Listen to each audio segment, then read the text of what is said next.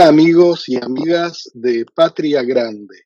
Aquí estamos y nos encontramos ya en diciembre 2020. Y aquí estoy, como siempre, con nuestro colega Juan Carlos Pocho Salcedo. Pocho, qué año este 2020, ¿verdad? Un año inolvidable por muchísimas razones, muchas de ellas razones muy duras. Qué gusto de estar contigo nuevamente, Rob, dándole un vistazo a lo que pasó el 2020. Así es. Y hagamos justamente un vistazo sobre Patria Grande. A ver, en todos estos artículos que han salido en la revista y en la radio a lo largo del año 2020, se trataron temas muy interesantes y yo quisiera que comencemos a repasar un poco este 2020, siguiendo un poco tus selecciones, lo que a tu juicio fueron los artículos, las notas de más valor para nuestros lectores, para nuestros seguidores en la radio. Así que, ¿cuál fue desde comienzo de año la primera nota que a ti te llamó más la atención? Bueno, había mucho que contar sobre la Patria Grande, no solamente el problema de COVID, pero yo creo que comenzando a proyectarnos hacia el rol de las mujeres en el ámbito político latinoamericano, habíamos resaltado, si recuerdo bien, en marzo, la historia de muchas mujeres latinoamericanas que llegaron a ser presidentes, primeros mandatarios de sus países, en un ambiente totalmente hostil, me imagino, porque Latinoamérica es todavía un continente muy machista, pero dándole elección posiblemente a muchos continentes, a muchos sistemas políticos, porque tuvimos una cantidad impresionante de mujeres que alcanzaron el nivel más alto de dirección política de naciones. Así es, y algunas de ellas ocupando la presidencia de sus respectivos países por dos periodos. Exactamente, es algo inusual en Latinoamérica, realmente lo es. Y Sí. destacamos eso y yo creo que invitaríamos a todos los que los leen, nos ven o nos escuchan, que den una mirada y bueno, ¿qué te parece si damos unos flashes, compartimos unos flashes de lo que fue ese diálogo? Me parece muy bien. Veamos un poco lo que salió en la revista de marzo, en los vídeos, y luego quisiera que me cuentes cuáles de estas mujeres presidentas te impactaron más. Pero vamos un poquito a ver el artículo de la revista de marzo. Estamos hablando porque en los últimos 40 años Latinoamérica ha sido la región del mundo que más presidentes de origen femenino, mujeres presidentas, ha tenido. En realidad, en los últimos 40 años, Latinoamérica tuvo 10 mujeres presidentas, varias de ellas elegidas por 2 términos.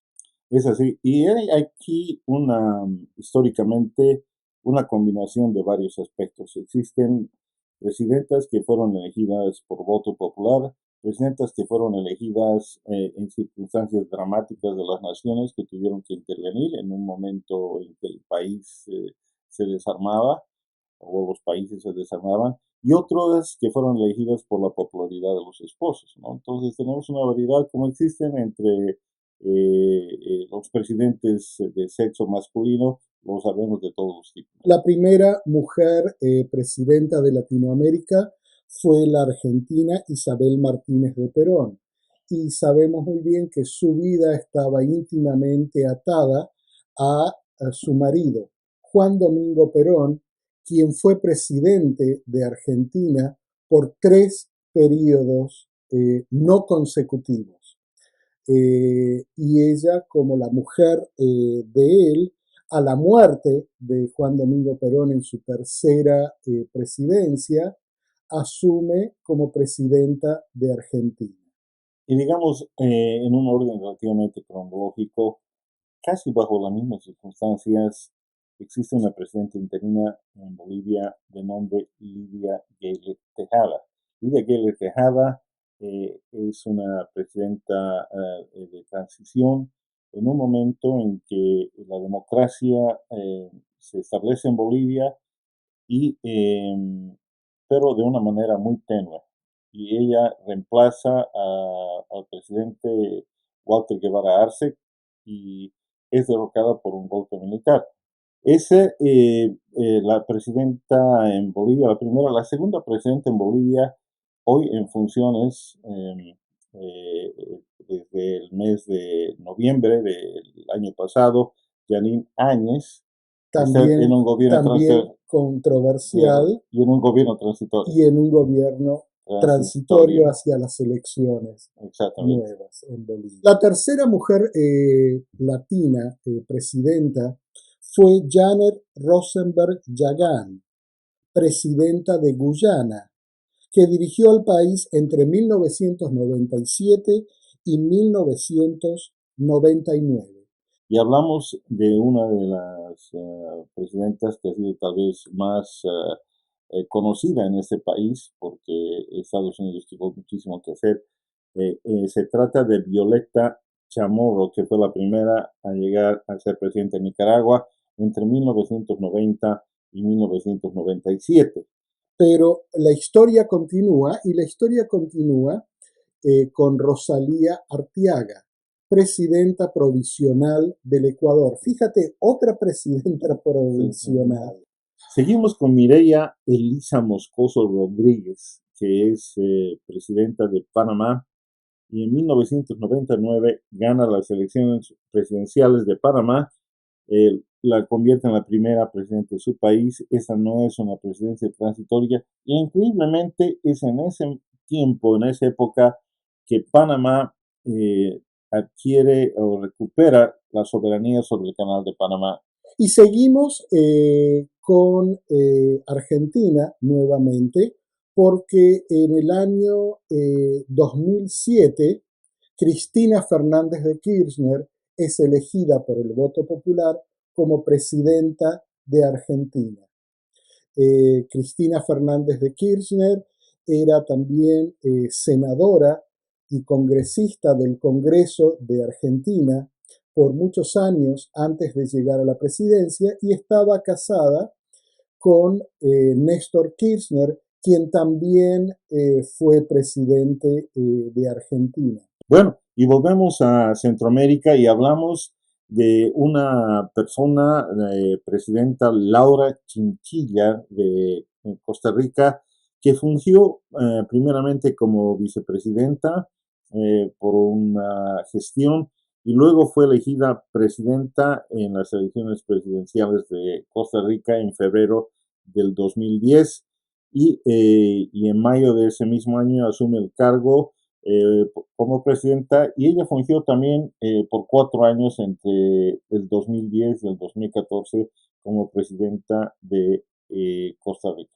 Y seguimos con el Brasil, con Dilma Rousseff. Dilma Rousseff, una persona también muy activa políticamente de una temprana edad. Cuando ella era muy joven, fue opositora a la dictadura que gobernó el Brasil de 1964 a 1985. Digamos, bien o mal, hemos hablado de 10 presidentas en Latinoamérica. En Estados Unidos todavía hoy se disputa la posibilidad de que exista la primera, ¿no? Realmente interesante esto, Pocho. Recordar este artículo, y vuelvo a la pregunta que te hice antes de estos pantallazos que acabamos de ver. ¿Quién te llega a ti un poco más de estas mujeres presidentas? Y luego yo te doy las que a mí me parecen así que han tenido más relevancia, si se puede decir. Todas han sido muy relevantes para sus países. Mira, me parece una pregunta muy buena, pero al mismo tiempo extremadamente difícil, porque yo creo que el valor de liderazgo de estas mujeres solamente puede ser visto en función al momento histórico en el que vivían, en momento a la respuesta que dieron a ese momento histórico y, digamos, el éxito que pudieron haber tenido representando las aspiraciones del pueblo y luchando para salir de dificultades muy grandes. Me sería muy difícil decir una en particular porque creo que la mayor parte de ellas, no todas ellas, pero la mayor parte, desde Centroamérica, con Chamorro hasta, y bueno, quiero dejar de nombrar porque las voy a tener que nombrar a todas, han respondido a momentos históricos muy importantes. Estoy de acuerdo contigo y como decimos aquí en Latinoamérica, me estás pasando la bola a mí. Así que aquí la recojo y yo creo realmente hay dos mujeres que quisiera mencionar por varios motivos. Primero, por la adversidad que recibieron durante sus gobiernos por ser mujeres, algo que todas tuvieron que enfrentar de alguna manera. Pero segundo, porque ambas fueron presidentas por 2 periodos y ambas hoy en día aún siguen siendo muy relevantes en la política de Latinoamérica. Y me estoy refiriendo a Michelle Bachelet en Chile, que actualmente es comisionada de Derechos Humanos para las Naciones Unidas, un cargo muy, muy importante para toda Latinoamérica en materia de derechos humanos, y también a Cristina Fernández de Kirchner, que luego de haber sido presidenta 2 periodos en su país, Argentina, hoy en día ocupa el cargo de vicepresidenta de un nuevo gobierno. Yo creo que ellas dos, por su trayectoria y por todas las luchas y las que siguen dando hoy en día, merecen mi admiración.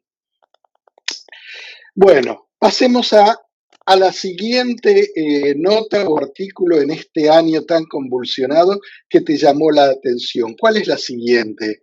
Bueno, a mí me llamó la atención porque también es un personaje tan especial en el mundo internacional, no solamente por el tipo de labor que desarrolló, pero de la manera en que la desarrolló, que es tan importante como la labor que desarrolló. Esa es la primera vez que vemos la forma siendo tan importante, tanto peso como el fondo mismo. Y me refiero a Pepe Mujica, este expresidente de Uruguay, que se ha convertido en una especie de voz poderosa, aún más poderosa tal vez que cuando era presidente, porque ha sido consecuente con sus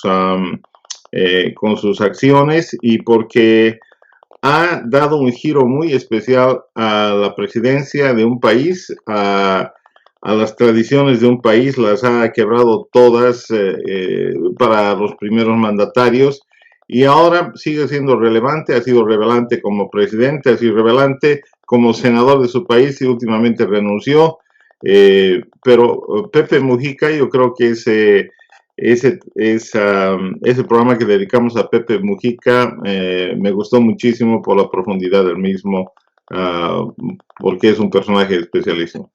Así es, y no puedo dejar de estar de acuerdo contigo. Realmente a mí me impactó algo que Pepe Mujica ha repetido a lo largo de su historia y su vida política, y lo ha repetido ahora, hace poco, en las últimas entrevistas que ha dado antes de renunciar a su banca en el Senado de Uruguay. Por razones de salud, por razones de esta coyuntura del coronavirus y por su alta edad. Pero él siempre recalca que él nunca guardó odio alguno contra nadie. Sus opositores, la gente que lo encarceló, que nunca gobernó con odio. Y para mí esas palabras fueron muy importantes y quedan como un ejemplo, no solamente para Latinoamérica, sino yo creo para todo el mundo. Y sí, estoy de acuerdo en ponerlo a Pepe Mujica como uno de los grandes de la patria grande de Latinoamérica. Escuchémoslo un poquito lo que él decía hace meses y meses atrás sobre esta pandemia que estamos transitando, que estamos viviendo todo este año 2020, pero él le dio un toque un poco especial. Escuchemos lo que decía, ¿qué te parece? Sí, sí, por favor. La humanidad se tiene que ir haciendo lista en el camino, está sufriendo, evidentemente, y no tiene mucho tiempo para adaptarse, pero es evidente que todo es incertidumbre. ¿Qué va a pasar con la economía mañana? Es sentido de todo. Y si se dicen, algunos sueñan con un rebote rápido, otros pronostican una crisis peor que la de 1930, y así sucesivamente, una serie de bandazos, consecuencias. Absolutamente nadie tiene claro nada. Como tú dijiste, lo único que está claro es la incertidumbre. Y aún desde el punto de vista médico, sanitario, ha habido contradicciones porque no se sabe, porque se va descubriendo sobre la marcha, y entonces un día nos decían cuidado los fumadores, que esto y que el otro, y un día aparece la información de unos señores médicos en París preocupados si la nicotina combate a esto, porque encontraron que la mayor cantidad de gente internada no eran fumadores y se ponen a investigar. Entonces es como para gritar ¡socorro! Qué interesante estos comentarios de Pepe Mujica. Yo creo que no es lo último que vamos a escuchar de él siguiendo hacia adelante en este 2021 que se nos viene. ¿Verdad? Y creo que Mujica se mantiene vigente por la consecuencia que tuvo con sus ideales, y siempre es una voz que se la va a escuchar a nivel internacional, proyectándose mucho más allá de lo que es su país original, Uruguay. Así es. Y siguiendo con esta reseña de los artículos que más te impactaron de este año, creo que llegamos a la revista de julio. Julio es un mes bastante especial en Latinoamérica, ¿verdad? Porque se dan se celebran las independencias de varios países y los primeros brotes de independencia en Latinoamérica de España, del Reino de España. Evidentemente. ¿Qué artículo es este? Creo que estás hablando tú sobre los movimientos independentistas en Latinoamérica, pero a mí me gustó ese episodio bastante porque fuimos más allá de lo tradicional, del recuento histórico que aparentemente comienza con la colonia española en los 1800, la Revolución Francesa, la Revolución de Estados Unidos, etc. Y ese es, digamos, el contexto natural que todos hemos aprendido historia, posiblemente de esa manera.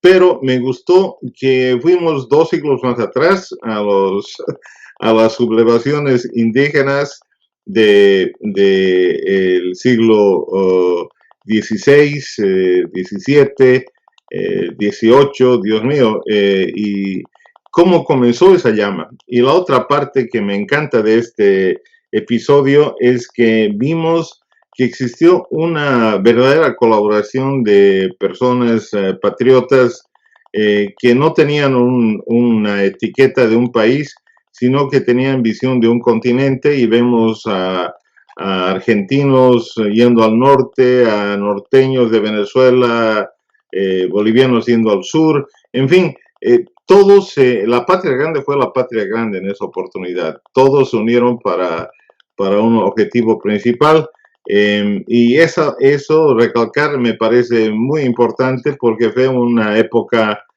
muy grande. Lastimosamente, a mi criterio, con un final no muy feliz porque terminamos otra vez reculando a nuestras propias regiones y bueno, hay tantos países en Latinoamérica ahora, pero somos una patria grande. Así es, escuchemos un poquito y veamos un poquito las imágenes de nuestra conversación ahí por el mes de julio de este año. ¿Cómo se fue dando esa gesta de revoluciones que acabó con la dominación de España en las colonias de Latinoamérica? ¿Qué te parece? Bueno, me parece extraordinario, pero yo quisiera ir un poquito más adelante porque siempre hemos visto la historia de Latinoamérica desde el punto de vista europeo.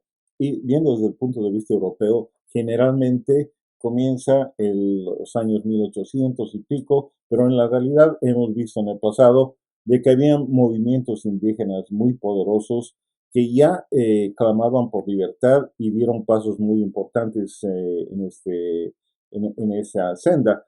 Tupac Amaru es uno de ellos, claro. con una rebelión indígena en 1780, alrededor de ese año, que tenía como 150,000 guerreros que pelearon la opresión de esa época del imperio español. Y luego vinieron Tupac Katari y muchos otros, y sin ir muy lejos también, en la parte norte de las Américas, en Haití, también se dio un movimiento muy importante. Claro que sí. Y en lo que es hoy en día México, estaba la rebelión de Moctezuma en la misma época. Es decir, que seguida la conquista de América por parte de los españoles, los nativos, que ya vimos en otros programas anteriores, que fueron sometidos a trabajar hasta la muerte en las minas de oro y de plata a lo largo de Latinoamérica, empezaron a rebelarse. Exactamente. Empezaron a luchar contra los españoles. Ahora, estos movimientos que tú has mencionado, en su gran mayoría fracasaron y solo quedaron como la inspiración para algo que habría de ocurrir en el siglo XIX, a partir de 1800, donde empiezan a decir, bueno, ¿cómo tenemos que manejarnos nosotros mismos? Y ahí viene, digamos, ese espíritu independentista, pero con una visión global, no con una visión de que nos vamos a independizar nosotros, para nuestra región. Comienzan a hablarse ya de argentinos peleando en Bolivia, bolivianos en la Argentina, ecuatorianos en Venezuela, etcétera. En fin, ya empieza a haber un movimiento, un intercambio de ideas, luego de ejércitos, de liderazgo, porque todos enfrentaban un enemigo común y todos habían decidido en algún momento, bueno, que vamos a ser independientes. Ciertamente, Pocho, lo que hablábamos en julio de este año y esos comentarios que tú nos decías antes de ir a ver las imágenes también sobre la participación de la patria grande y sobre todo la participación de los pueblos nativos, de los pueblos originarios. Y recordamos que hace poco, y esto es algo que yo comenté en una de las editoriales de comienzos de noviembre de este año, en Chile, al votarse para establecer una nueva constitución, para reemplazar la constitución del periodo de la dictadura de Augusto Pinochet, se incluye entre los participantes, a propósito y exprofeso, se incluye a los pueblos originarios. Es algo de esa declaración, es parte de ese voto de la población para formar la nueva constitución de Chile, y una constitución que va a ser escrita no por los políticos, no por la gente que está actualmente en el poder, sino que la votación fue para crear las provisiones para que sean representantes del pueblo quienes se reúnan a discutir y a organizar la nueva constitución chilena, y se hace el hincapié de que los pueblos originarios son partícipes y tienen un rol preponderante. Sí, me parece extraordinaria ese cambio tan importante. Tomó mucho tiempo, pero llegó. Llegó, todo llega en la vida, parece ser. ¿Y cómo seguimos ahora acercándonos cada vez más a este diciembre? ¿Cuál fue la otra nota que realmente, bueno, esta la voy a tener que presentar yo? Es una nota que tú hiciste para la revista de noviembre, una entrevista que a mí me pareció muy, muy interesante, muy buena, porque tocas un tema crucial para Latinoamérica y lo haces con una mujer, nuevamente las mujeres elevando el estandarte de las libertades en Latinoamérica, con una mujer que dedica su vida a los derechos humanos. Cuéntanos un poquito de eso. Almudena Bernabeu, no me canso de decir, descrita como el terror, la pesadilla de genocidas y de violadores de derechos humanos, una española de corta estatura, pero de un corazón y una entereza gigantes. Está a la vanguardia de la defensa de los derechos humanos en Latinoamérica, en el mundo, pero en Latinoamérica, en este caso, hablamos de nuestra patria grande. Ella, por muchos años, ha construido estructuras de estrategia legal que han permitido que expresidentes, ministros, personas de altísimo rango, de gobiernos que han violado derechos humanos, sean llevados a cortes, sean parte de un juicio equilibrado y respondan por la violación de esos derechos. Me parece extraordinario, porque generalmente Latinoamérica sufre en su fibra misma, me imagino compartes la misma idea, Roberto, un problema muy grande que es el de la violación de derechos humanos, ¿no? Todavía no es un tema resuelto, pero ha mejorado, pero no del todo. Totalmente, totalmente. Y este artículo en la revista de noviembre, los límites a la impunidad, me pareció una entrevista que tú has hecho buenísima. Así Gracias. que sí.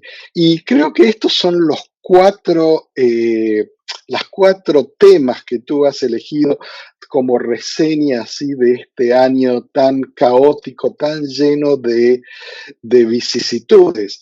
Y creo que no podemos dejar, o yo por lo menos, no puedo dejar de terminar esta reseña del año 2020 sin concluir de alguna manera con las elecciones aquí en este país donde vivimos, que es los Estados Unidos. Tenemos un nuevo gobierno. Y mi pregunta con respecto a la patria grande, con respecto a Latinoamérica, hacia ti, mi pregunta es, ¿realmente hay diferencia en el comportamiento con Latinoamérica de acuerdo a un candidato o al otro, a quien ganó, a quien perdió, a quien podría haber sido presidente y no lo fue? ¿O la política de Estados Unidos es una siempre hacia Latinoamérica y sea quien sea el presidente, esa es la política que se sigue? ¿Qué te parece? Bueno, Roberto, qué buena pregunta esa. Alguien dijo hace mucho tiempo que el Partido Demócrata, el Partido Izquierdo son dos alas diferentes, pero son dos alas del mismo pájaro, ¿no? Entonces van a volar donde van a volar. Yo pienso que Estados Unidos tiene como prioridades inmediatas la desatención que tuvo la falta de enfoque a Latinoamérica a partir de los años 2000 especialmente, y que ha dejado un vacío grande que ha sido llenado por China. Yo creo que ese factor geopolítico mucho más grande que el latinoamericano va a entrar en play. Y a ti te hago la siguiente pregunta, vas a disculpar que te retorne la pelota picando otra vez, pero no sé si recuerdas, durante toda esta campaña decían, ¿qué es del voto latino? ¿No? ¿Cómo van a votar los latinos?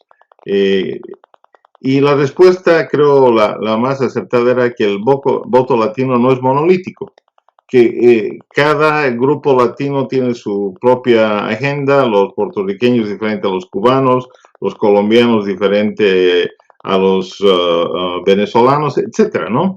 Entonces, yo creo que de la misma manera que hay intereses diferentes, de la misma manera van a ser afectados de una manera diferente, ¿no? Los que han estado muy cerca a un régimen, tal vez no tengan el mismo acceso, etcétera. Yo creo que el impacto granular va a ser diferente, pero el general, estoy de acuerdo contigo, la política no va a cambiar mucho. Así es, personalmente yo creo que una de las lecciones de estas elecciones en los Estados Unidos ha sido la falla yo diría, de ambos partidos, por realmente entender cómo se constituye el voto latino. Es lo que tú has dicho, no es un voto monolítico y no se puede entender como algo hegemónico, porque es algo totalmente opuesto, es muy heterogéneo y no se puede usar la misma vara o las mismas políticas para todos los grupos. Y hay algo que es fundamental y es reconocer en las políticas, y espero que esto se dé tanto internamente en los Estados Unidos y que de algún modo se refleje en la política exterior, pero es reconocer el derecho de cada grupo, de cada pueblo, de cada conjunto de personas de representarse a sí mismas a partir de sus propios valores, no de valores impuestos de arriba o de afuera, sino a partir de sus propios valores. En democracia, que yo creo que ahí, al final de esta reseña de este año 2020, creo que compartimos los dos que de todos los sistemas imperfectos que existen y han existido en la historia de la humanidad, la democracia, imperfecta como es, sigue siendo la mejor forma de expresar nuestra participación en los designios de nuestras vidas. Totalmente, totalmente. No podía estar más de acuerdo. Te agradezco por este resumen tan interesante y bueno, los invitamos a caminar con nosotros el 2021, un año fresco y con perspectivas para todos, con muchísima esperanza para todos y para nuestra patria grande. Así es. Los mejores deseos también de todo el equipo de ABC Latino para todos los que nos siguen a través de la revista, a través de la radio, a través de las redes sociales, por un año que se termina y un nuevo comienzo brillante para todos. Nos volvemos a encontrar en el 2021. Gracias.